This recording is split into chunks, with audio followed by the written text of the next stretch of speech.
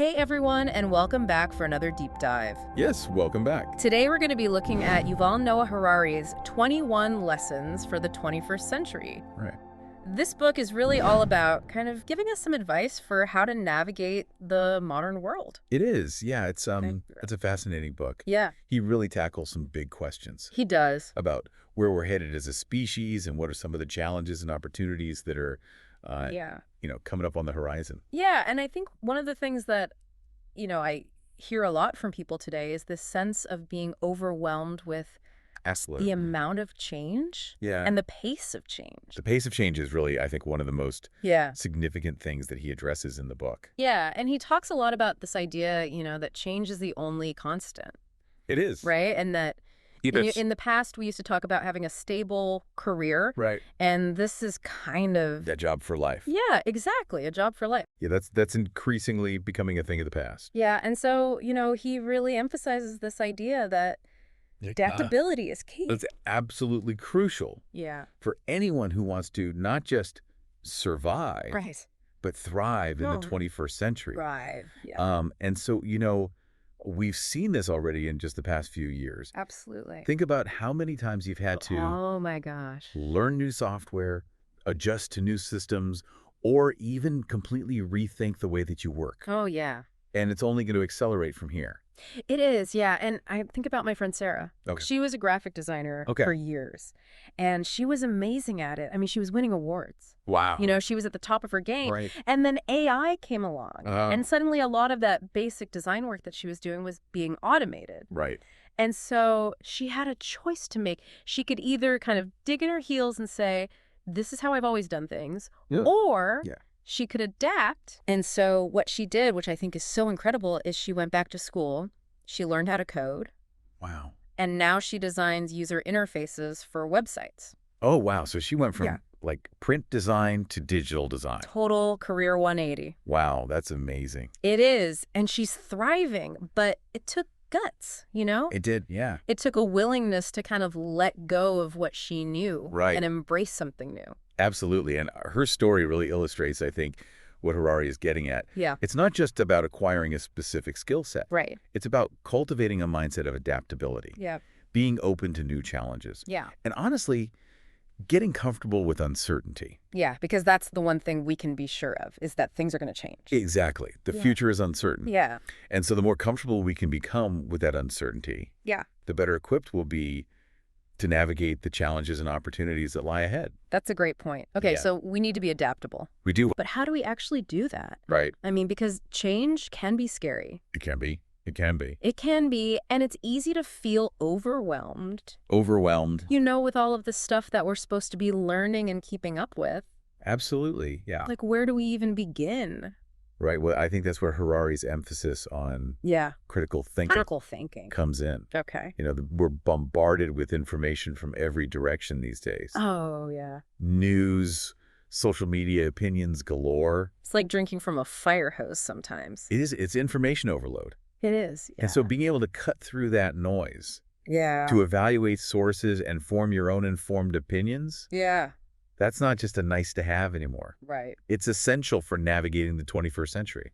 It's like we need a spam filter for our brain. Yes, exactly. Right, to sift through all the junk and figure out what's actually valuable and trustworthy. Exactly. Yeah. And Harari offers some concrete strategies for honing those critical thinking skills. He emphasizes the importance of actively questioning what you read and hear, Okay. not just taking things at face value. Right, so not just blindly accepting whatever we see. Exactly. Okay. Ask yourself, who created this information? Right. What might their biases be? Yeah, what's the agenda? What evidence are they presenting? Right. Are there other viewpoints that I should be considering? Yeah. These are the kinds of questions that we need to be asking ourselves constantly. And that's harder than ever these days, right?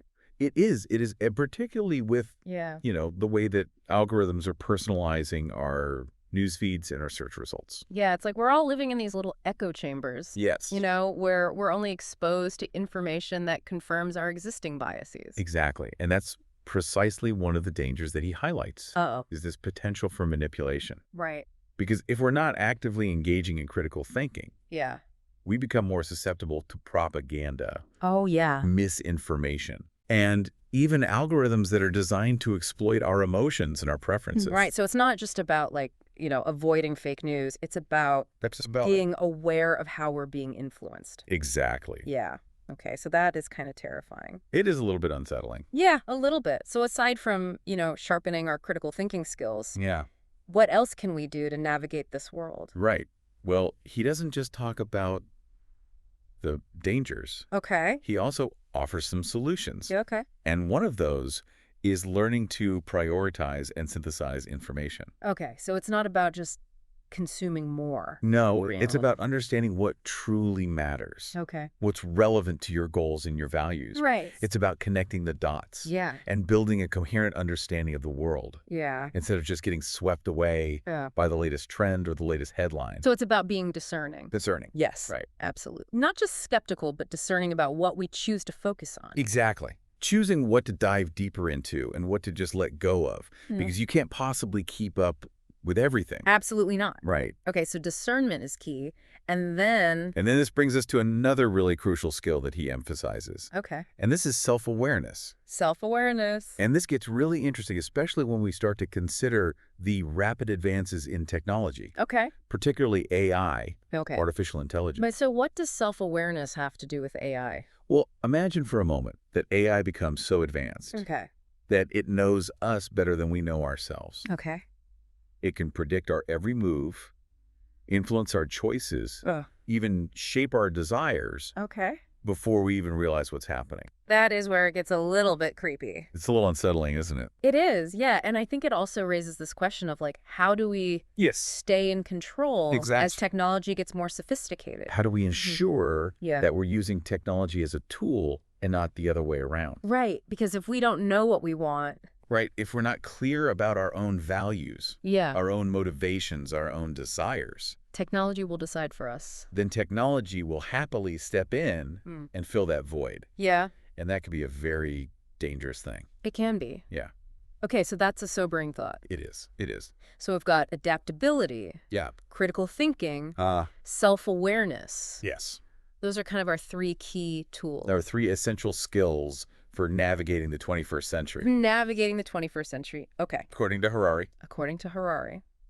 All right, so we'll be right back after a short break, and we'll dive into some more of those specific challenges and opportunities that he outlines in the book. Sounds good.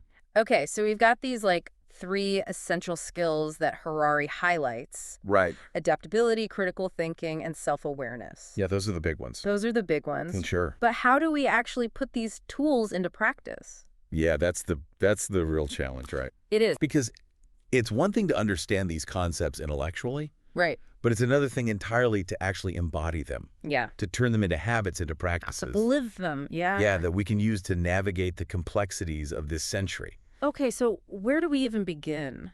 Well, let's start with adaptability. Okay. One of the most concrete things I think you can do is to really embrace this idea of lifelong learning. Okay. You know, the days of getting a degree and then coasting on that knowledge for your entire career, Yeah. those days are over. Yeah, it's like we're all playing a video game now, Kinda? Yeah. where you have to constantly be leveling up your skills. Right. And the game is always changing. Yeah. The rules are always changing. Yeah, the goalposts are always moving. Exactly. I- So you need to constantly be upgrading your abilities, Right. your skill set, your knowledge base, just to stay in the game. So how do we do that? Well, it can take many forms, you know? Yeah. It might mean taking online courses, Okay. attending workshops, reading books and articles outside of your immediate field. And it doesn't have to be formal or expensive. No, not at all. I mean, Right. there are so many incredible resources available online these days. Oh my gosh, yeah. From YouTube tutorials to open source learning platforms. Mm. I mean, you can learn practically anything Anything. if you have the motivation and an internet connection. That's amazing. And I think also we shouldn't underestimate the value of informal learning. Right, absolutely. Like just talking to people who are Yeah. in different fields than us. Networking, Yeah. going to industry events, Yeah. even just paying attention to trends and innovations in your personal life. Yeah. All of these things can spark new ideas Yeah. and help you connect the dots in unexpected ways. So it's really about being curious, It is. right? And open to new experiences. Absolutely. And maybe even willing to step outside of our comfort zone a little bit. Because who knows what you might discover. Right, exactly. Okay, so that's adaptability. What about critical thinking? Okay, so critical thinking. This is where it gets really interesting. Okay. One of the simplest but most effective strategies, I think, for developing this skill Mm, is to diversify your information sources. okay. Don't rely on just one news outlet, Okay. one social media platform, or one group of friends for all of your information. It's like don't put all your eggs in one basket, Exactly. right? You want to have a variety of perspectives. A diversity of viewpoints Yeah. to get a fuller picture, Yeah, a more balanced the picture. more balanced picture of what's going on. Otherwise, you're only getting like a tiny slice of the story. A very limited perspective. Yeah. And, when you do encounter a piece of information, Yeah. don't just passively absorb it. Okay. Ask yourself some critical questions. Like, Who created this information? okay. What are their biases? Yeah, what's their agenda? What evidence are they presenting? Are there alternative perspectives out there Okay. that I should be considering? And I remember in the book, Harari talks about checking sources. Fact-checking. Yeah, and looking for corroborating evidence. Absolutely. Just because, something's been shared a million times on social media Doesn't make it true. does not make it true. Unfortunately. No, and it's easy to get caught up in the hype or the outrage, Yeah. but we have to train ourselves to kind of pause. To pause, Yeah. to take a breath, Yeah. and to dig a little deeper. Dig a little deeper. And to consider, the emotional impact of information. Oh, okay. Is this piece of information designed to make me angry, afraid, outraged? Oh, yeah. If so, why? Right. What is the intention behind this message? Right. Understanding the emotional tactics that are being used to sway your opinion. Yes. That's a key part of critical thinking. That's a really good point. I've never thought about it that way before. Yeah, it's subtle, It is. but it's incredibly powerful. It is. Yeah. Okay, so we're like detectives in a way. Kinda, yeah. We're looking for clues, analyzing evidence. Gathering information. Yeah. Assessing its validity. Yeah. Trying to piece together the truth. But instead of solving a crime, we're trying to figure out what to believe and how to make sense of the world. Exactly. Okay, so it's about being critical of the information, Right. but it's also about being critical of our own thinking process. Of your own thinking. Yeah. Absolutely. Okay, that's a powerful idea. It's challenging, Yeah. but it's essential. Okay, so what about self-awareness? All right, so self-awareness, this is where it gets, I think, really personal. Okay. One of the things that Harari talks about is cultivating a practice of mindfulness. Okay, so like meditation. Yeah, exactly. Meditation is one form of mindfulness. Okay. Essentially, what mindfulness means is paying attention to your thoughts, feelings, sensations in the present moment Okay. without judgment. So I've tried those meditation apps before. Yeah. But I always find that I get distracted by like a million thoughts. Well, that's totally normal. Is it? The mind is a wandering machine. It is, yeah. And so the key is not to get frustrated with those wandering thoughts, Okay. but simply to acknowledge them and then gently redirect your attention Okay. back to your breath, Yeah. your body, or whatever your chosen object of focus is. So it's a practice. It's a practice. Yeah. It's not about achieving some kind of perfect state of mental stillness. Right. It's about training your attention Yeah. like a muscle. The more you do it, the better you get at it. Exactly. Okay. And as you become more aware of your own internal landscape, Yeah. you'll start to notice patterns Okay. in your thinking, your emotional reactions, your behavioral tendencies. So what's the benefit of all this introspection? Well, this self-knowledge Yeah. is incredibly powerful because it allows you to make more conscious choices Okay. rather than simply reacting on autopilot. So we're not just like, robots going through the motions. Yeah. We're actually understanding why we're doing the things we're doing. It helps you understand why you do the things you do, Yeah. why you feel the way you feel. Yeah. And that understanding gives you more freedom to choose how you want to respond to situations. So instead of being controlled by our emotions, Right. Instead of being driven by these unconscious patterns, we can actually choose how we want to react. exactly, you become the master of your own mind. Okay. So it's like having a user manual for our own brain. Kind of. We start to understand how we tick. Yeah, you start to see the operating system Yeah. that's running behind the scenes, Okay.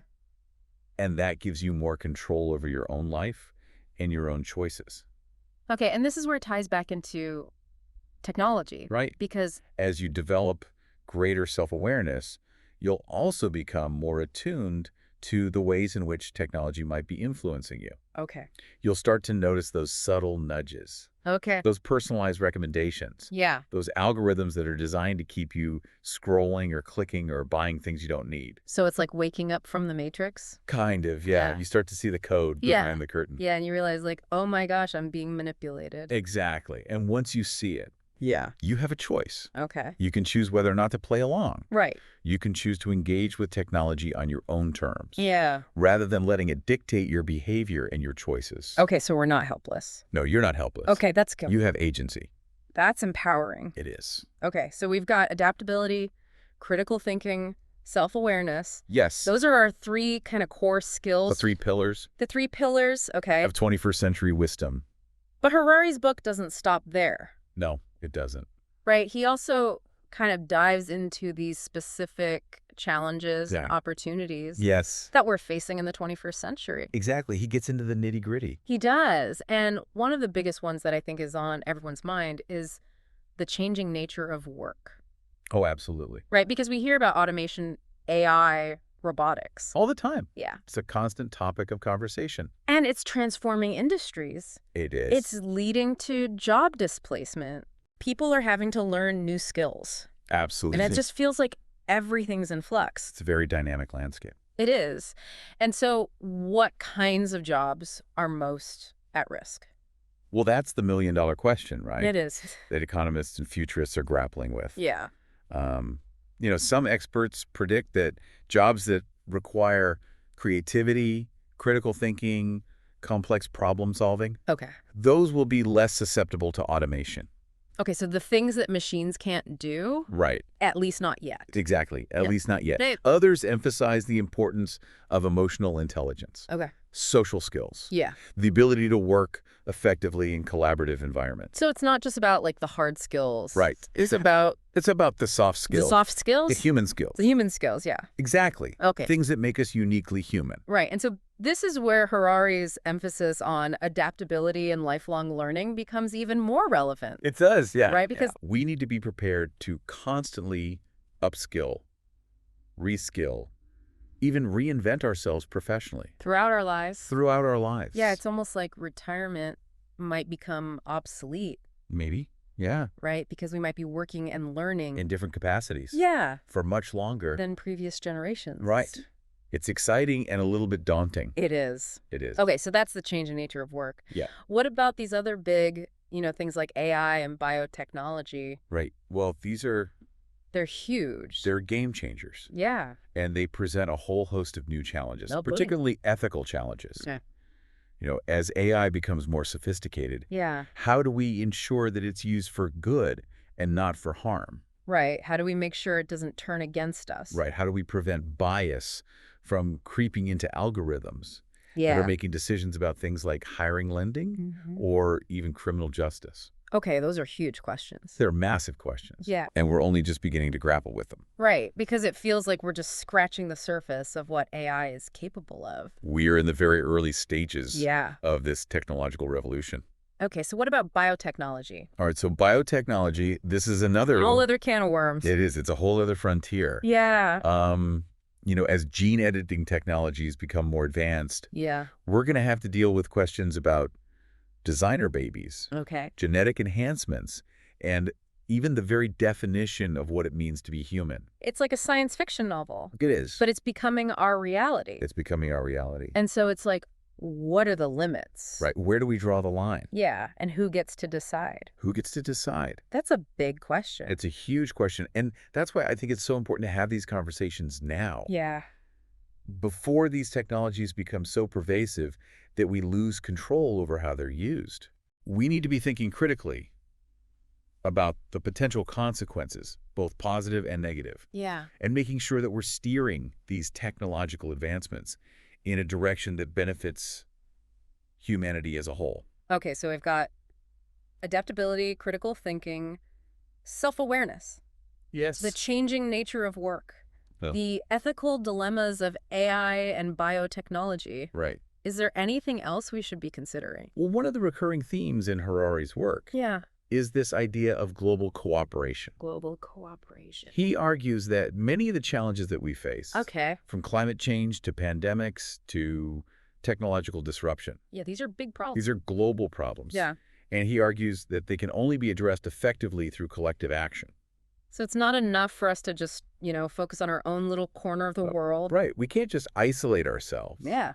and pretend that these problems don't exist. Because we're all connected. We are interconnected. Yeah. The decisions that are made in one part of the world can have ripple effects across the globe. It's like we're all in this together, We are, whether we like it or not. whether we like it or not. Yeah, but global cooperation feels really hard right now. It does. It feels like everybody's kind of retreating into their own little corners. Yeah, there's a lot of division, Yeah. a lot of distrust, Yeah. a lot of polarization. Okay, so how do we move beyond that? Well, I think it starts with recognizing our shared humanity. Okay. Acknowledging that we have more in common than not, Yeah. and that we all have a stake in creating a better future. Okay. And then it's about finding ways to connect with people across borders, Okay. to build bridges of understanding, Yeah. and to work together towards common goals. Those are powerful ideas. They are. But they also feel very abstract. They do. Right. It's like, okay, that sounds great in theory, Yeah. but how do we actually put it into practice? Yeah. How do we as individuals Right. actually contribute to this global cooperation? Well, I think it starts with individual choices. Okay. How we consume, Okay. how we vote, Yeah. how we engage with technology, Oh, wait. how we treat each other. Yeah. These seemingly small choices, Yeah. when multiplied across millions or even billions of people, They can add up. they can create real change. So it's individual responsibility, Yes, but also collective action. absolutely. Right. It's both and. It's both and. Yeah. It's not either or. Okay. It's both. And it's also about recognizing that the future isn't predetermined. Right. It's not like set in stone. It's not fixed. Yeah. It's a constantly evolving landscape Oh, that we're actively shaping through our choices and our actions. that's a really hopeful thought. It is. Because it means that we're not just passengers on this crazy ride. We're the Right. co-pilots. You're the co-creators. Yeah, we have the power to steer the ship, You do. even if it's just a little bit. Even if it's just a little bit, and who knows? Yeah. Maybe those small adjustments to the course, Yeah. those seemingly insignificant actions, Yeah. might just lead to a destination Yeah. we never thought possible. That's a beautiful thought. It's about the power of possibility Yeah. and the power of human agency. Okay. And that brings us back to Harari's core message, Yeah. which is ultimately one of empowerment. Empowerment. He's not offering simple solutions or easy answers. Right. He's inviting us to engage with the world Yeah. in a deeper, more critical way, Yeah. to embrace uncertainty Yeah. with courage and curiosity, With courage and curiosity. and to recognize that we all have a role to play in shaping the future. Okay, so as we kind of wrap up our deep dive into 21 lessons for the 21st century, Yeah. I think it's worth leaving our listeners with like a final thought-provoking question. Okay, I like it. Something to ponder as they continue their own exploration of Yeah. these ideas. Hit me with it. Okay, so Harari talks a lot about the pace of change. Right, how everything's in constant flux. The only constant is change. The only constant is change. Right. But what about the things that should never change? Ooh, that's a good one. Right. What are the values or Yeah. principles that are worth holding on to, Right. no matter what the future brings? What are the timeless truths The timeless truth. that transcend the ever-shifting landscape of the 21st century? That's the question That's the question. that I want to leave our listeners with. I love it. So thank you for joining us on this journey It's been a pleasure. through Yuval Noah Harari's 21 Lessons for the 21st Century. It's a fascinating book. It is a fascinating book, and we hope that this conversation Yeah. has kind of sparked your curiosity and inspired you to think a little bit more deeply about the world around you. Absolutely. And if you haven't already read the book, Yeah. I highly recommend checking it out. It's definitely worth a read. It's a book that will stay with you long after you finish the last page. For sure. Okay? And remember, the future is unwritten. It is. It's up to all of us to decide what story we want to tell. What story do you want to tell? We've been talking all about Harari's 21 lessons. Yeah, we've covered a lot of ground. We have from, adaptability Right. to critical thinking. Self-awareness. Yeah, self-awareness, and then all these big Yeah. issues. Yeah. The big challenges. Yeah, like AI. Biotechnology. Yeah, and global cooperation. It's a lot. It is. It's a lot to think about. It is, and I think it would be easy to walk away from this conversation feeling kind of overwhelmed. Yeah, I could see that. Yeah, even a little bit pessimistic. Right. Like, where are we headed? Yeah, is there any hope? Is there any hope? But one thing that really struck me about Harari's book is that it's not all doom and gloom. No, it's not. It's actually a very hopeful message. It is. It's a message of empowerment. It is, yeah. He's not saying that the world's going to hell in a handbasket. There's nothing we can do about it. Right. He's saying, look, the world is changing rapidly. Yeah. There are some serious challenges ahead. Yes. But we have the tools to shape the future. You do. It requires conscious effort. It requires critical thinking. It requires a willingness to embrace change. But we're not powerless. But we're not powerless. Okay. We have agency. So it's like he's throwing down a challenge to humanity. I like that. He's like, okay, here's the playing field. Yeah. The rules are constantly changing. The stakes are high. But you've got the potential to win this game. Right. You have the ability to adapt. Now what are you going to do? To evolve, to overcome. Yeah. And that's, I think, what makes the book so compelling. Yeah, and I think that's what makes it so hopeful is that it reminds us that we're not just passive bystanders. They're not victims of circumstance. Right, we actually have choices. We have choices. We have a voice. Of a voice. And we have the ability to influence the direction of the future. Okay, so that makes sense. Yeah. But I have to admit, I still struggle with this sometimes. Okay. With some of these things that he talks about, like climate change or the rise of authoritarianism. These are massive systemic problems.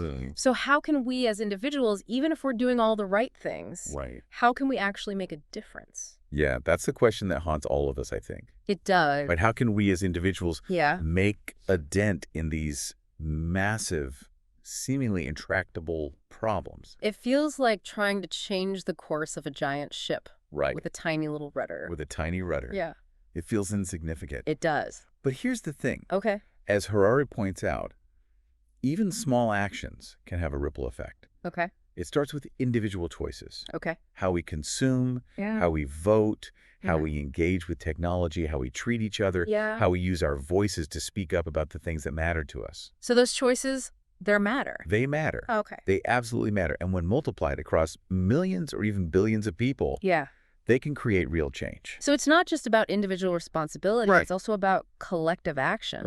It's about finding ways to work together, Yeah. to build movements, Yeah. to demand better from our leaders and from ourselves. To create a better To future. create a better future. Exactly. And to remember that that future isn't predetermined. Right. It's not set in stone. It's not some inevitable outcome. We're not on a fixed trajectory. We're actually creating it We are. right now. Through our choices and our actions. That's a really empowering thought. It is. It's incredibly empowering. It is, because it means that we're not just passengers on this crazy ride. Right. We're not just along for the ride. We're the co-pilots. We're the co-creators. Yeah. We have the power to steer the ship, Even if it's just a little bit. even if it's just a little bit. And who knows? Yeah. Maybe those small adjustments to the course, Yeah. those seemingly insignificant actions, Yeah. might just lead us to a destination we never thought possible. That's a beautiful thought. It is. It's the power of possibility. And it all starts with us It does. making those choices. Taking those actions. Yeah. Believing that we can make a difference. Well, I think that's a perfect place to end our deep dive I agree. into Yuval Noah Harari's 21 Lessons for the 21st Century. A fantastic book. It is a fantastic book, and I just want to say thank you for joining us It's been a pleasure. and for engaging with these ideas. Absolutely. And if you haven't already read the book, Yeah. I highly recommend checking it out. It's a must-read. It's a must-read, and remember, the future is unwritten. It is. It's up to all of us to decide what story we want to tell. What story will you tell?